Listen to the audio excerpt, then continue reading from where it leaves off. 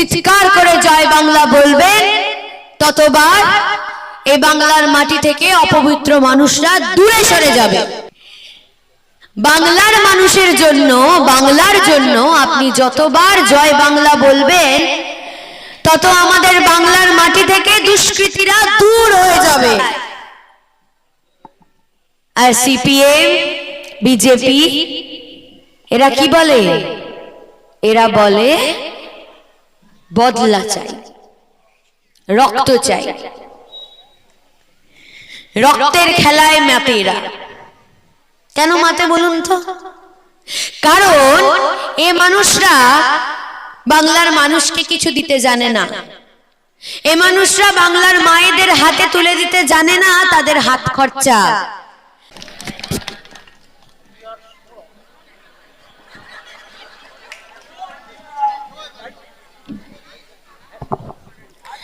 জয় বাংলা, জয় বাংলা, জয় বাংলা।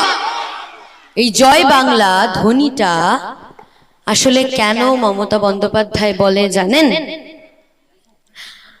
আমাদের ঠাকুর ঘরে যখন মায়েরা শঙ্খ বাজায়, উলুধ্বনি দেয়, তখন আমরা জানি যে সে উলুধ্বনি এবং শঙ্খধ্বনির মাধ্যমে বাড়ির সমস্ত নেগেটিভিটি কেটে যাবে, অর্থাৎ যত অশুভ লক্ষণ সব কেটে যাবে। বাংলার মানুষের জন্য, বাংলার জন্য আপনি যতবার জয় বাংলা বলবেন, তত আমাদের বাংলার মাটি থেকে দুষ্কৃতীরা দূর হয়ে যাবে। যতবার আপনি বাংলার মাটিতে দাঁড়িয়ে চিৎকার করে জয় বাংলা বলবেন, ততবার এই বাংলার মাটি থেকে অপবিত্র মানুষরা দূরে সরে যাবে। এই মাটি মা মাটি, মানুষের বাংলা। এই মাটি অত্যন্ত পবিত্র মাটি।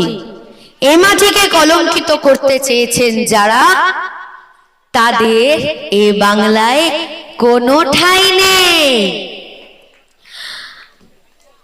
আমাদের মাননীয় মুখ্যমন্ত্রী মমতা বন্দ্যোপাধ্যায় সবসময় একটা কথা বলেন। যখন এই কথাটার উত্থান হয়েছিল 2011 সাল, 2011 সাল যখন প্রথম সরকার গঠন হয়, তখন মমতা বন্দ্যোপাধ্যায় বলেছিল বদলা নয়, বদল চাই।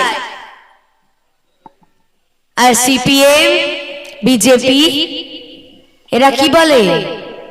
এরা বলে বদলা চাই, রক্ত চাই। রক্তের খেলায় মাতে এরা। কেন মাতে বলুন তো? কারণ এ মানুষরা বাংলার মানুষকে কিছু দিতে জানে না। এ মানুষরা বাংলার মায়েদের হাতে তুলে দিতে জানে না তাদের হাত খরচা।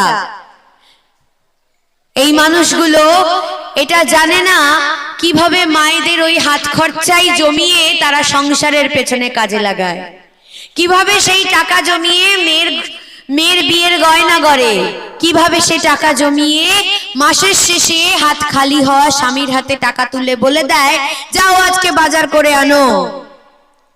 এ মানুষগুলো সেটা করতে পারে যেটা করলে সেই মায়ের মুখে তুলে দেওয়া হবে ছেলের রক্ত মাখা ভাত। এ মানুষগুলো সেটা করতে জানে।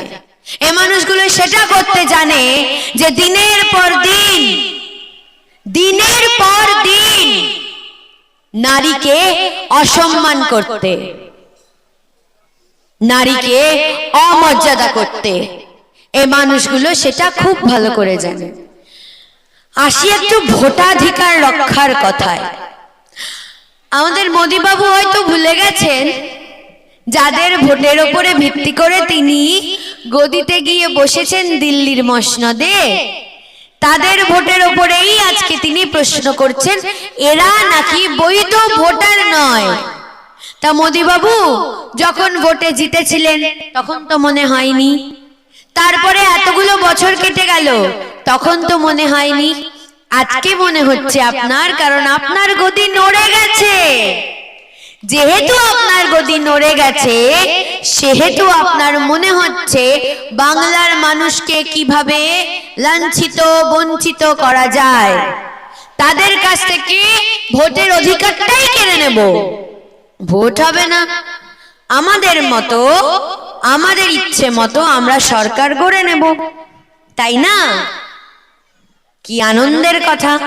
আচ্ছা মোদিবাবু, একটা কথা আপনাকে প্রশ্ন করতে মাঝে মাঝে বড় ইচ্ছে করে, যে আপনারা যখন দিল্লির মসনদে দাঁড়িয়ে এত বড় বড় ভাষণ দিয়েছিলেন, হন করেঙ্গা তন করেঙ্গা अच्छे दिन आएगा, कहाँ गया आपका अच्छा दिन?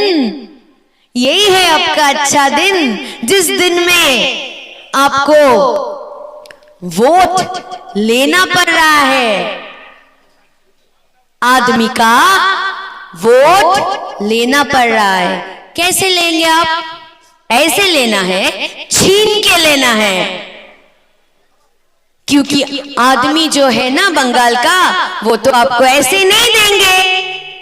आप कैसे लेना है? आपको